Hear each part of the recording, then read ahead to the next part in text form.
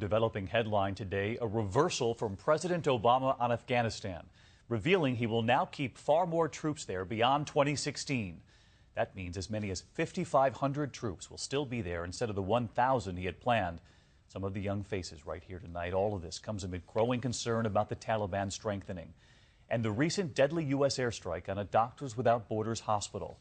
Tonight we have new images of the aftermath at that hospital and the president's explanation why troops will now stay in much larger numbers. ABC's chief global affairs correspondent Martha Raddatz.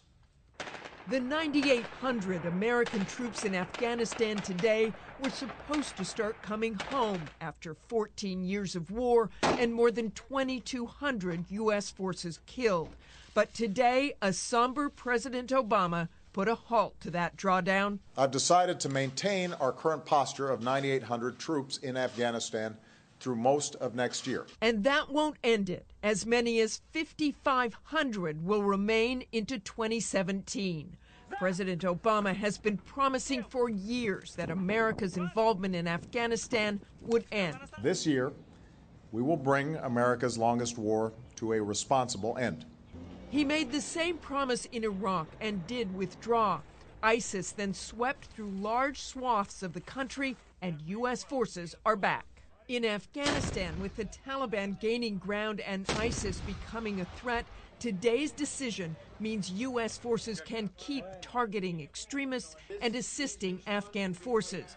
Aiding Afghan forces is what led in part to the tragedy earlier this month in Kunduz, shown in these new images. U.S. strikes were called in, mistakenly hitting a hospital, leaving dozens of patients and staff dead or missing.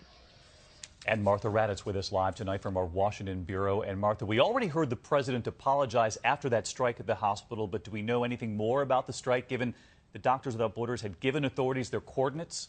They had, David, and officials have said unequivocally U.S. forces would not have intentionally targeted a hospital. So clearly the so-called rules of engagement were not followed. They're trying to find out why not and where that breakdown happened, but we should have answers soon, David. Martha Raddatz with us again tonight. Martha, thank you.